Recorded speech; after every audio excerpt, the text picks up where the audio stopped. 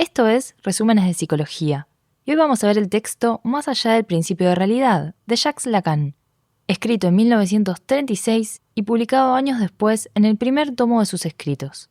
Lacan sostiene que la psicología se vuelve efectivamente científica recién con Freud, porque Freud no estudia la conciencia ni el comportamiento como si fueran cosas universales, sino que se dedica a estudiar la subjetividad estructurada por el deseo. En cambio, las corrientes que se presentaban como científicas a fines del siglo XIX, como el asociacionismo y sus derivadas, tenían errores de base que Lacan irá detallando. El asociacionismo entendía la mente como un encadenamiento mecánico de ideas, muy parecido al estímulo-respuesta del conductismo. Se apoyaba en la filosofía empirista de John Locke, que pensaba la mente como una tabula rasa, una hoja en blanco que solo recibe impresiones de los sentidos. Así, el sujeto queda reducido a un ser pasivo que no produce nada propio, no construye conocimiento, sino que lo incorpora. Pero para Lacan, el conocimiento solo surge cuando el sujeto reconoce y afirma el objeto, cuando impone una forma y no se limita a registrar datos sensoriales.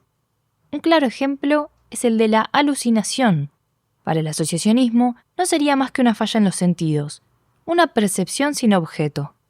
Lacan, en cambio, subraya que una alucinación tiene un valor simbólico y está inserta en la historia de cada sujeto.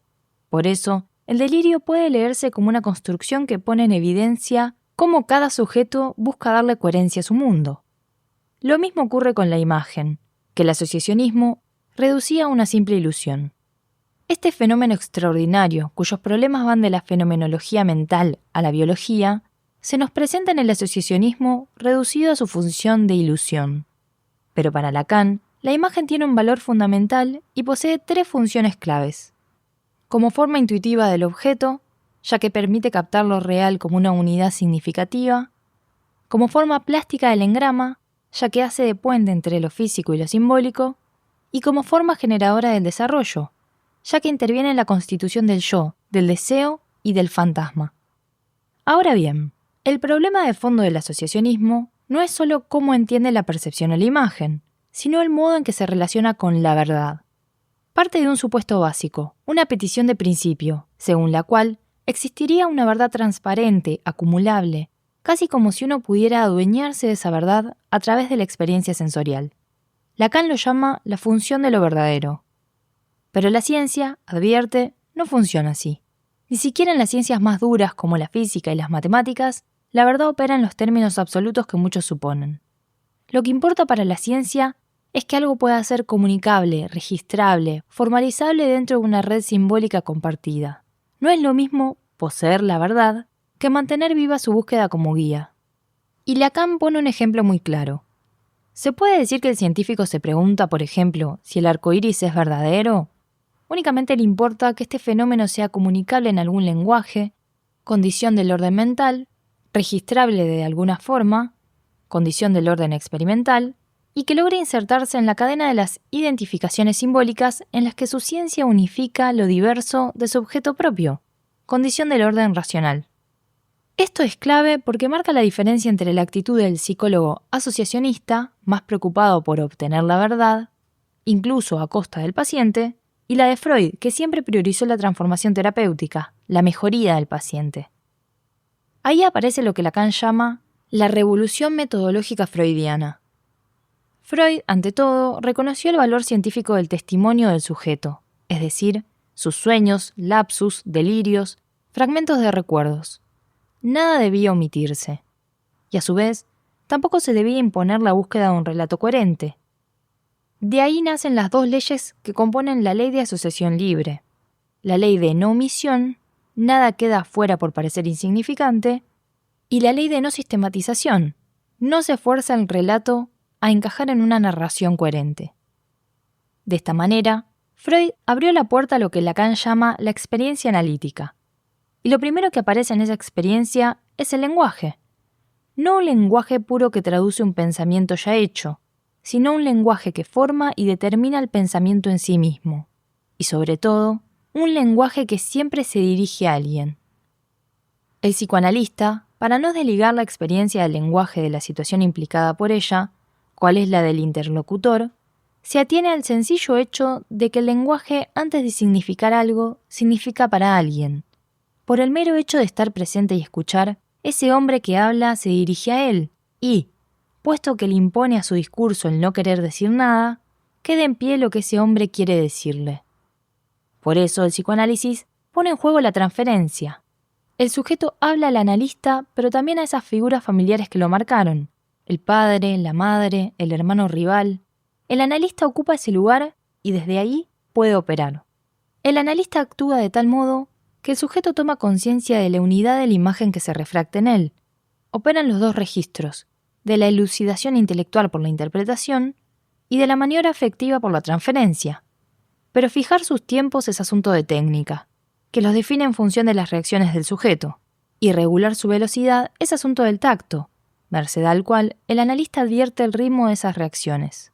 Digamos tan solo que, a medida que el sujeto prosigue la experiencia y el proceso vivido en que se reconstituye la imagen, la conducta deja de imitar la sugestión, los recuerdos recuperan su densidad real y el analista ve el fin de su poder, inútil de allí en adelante debido al fin de los síntomas y a la consumación de la personalidad.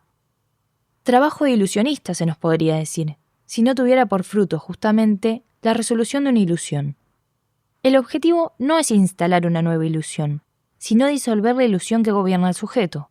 No agrega imágenes, sino que permite al sujeto reconocer las imágenes que lo determinaban inconscientemente, reconociéndola como fantasía estructurante y otorgándole su carácter simbólico.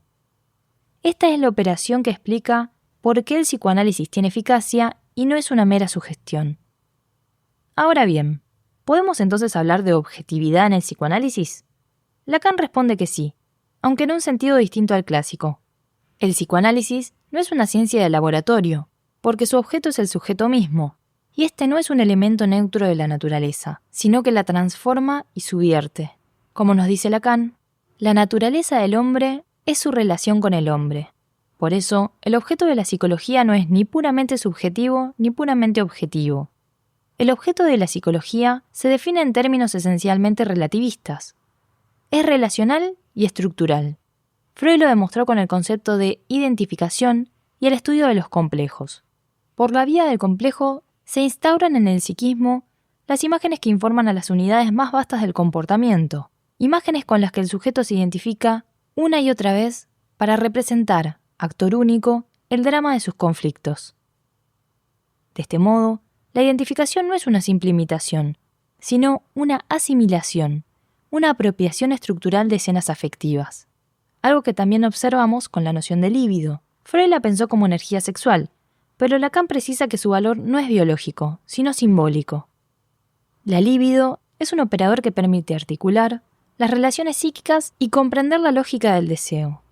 La líbido solo es la notación simbólica de la equivalencia entre los dinamismos que las imágenes invisten en el comportamiento. Es la condición misma de la identificación simbólica y la entidad esencial del orden racional, sin las cuales ninguna ciencia podría constituirse.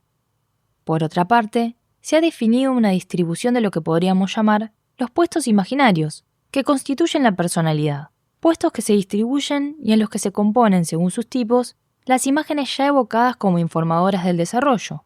Son el ello, el yo y la instancia arcaica y secundaria del superyo.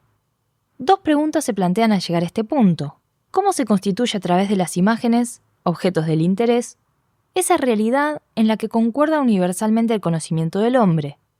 ¿Y cómo a través de las identificaciones típicas del sujeto se constituye el yo en el que aquel se reconoce?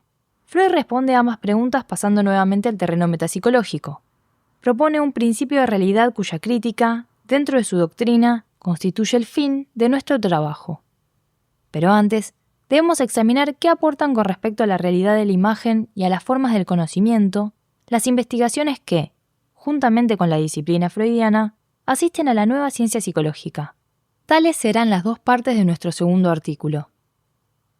De esta manera, el texto de 1936 abre dos grandes preguntas. ¿Cómo construimos una realidad compartida a partir de imágenes subjetivas? ¿Y cómo se constituye el yo a partir de esas identificaciones imaginarias? Preguntas que Lacan continuará desarrollando poco después en textos como Acerca de la causalidad psíquica y, sobre todo, en su célebre exposición del estadio del espejo. Esto fue Resúmenes de Psicología. Hasta la próxima.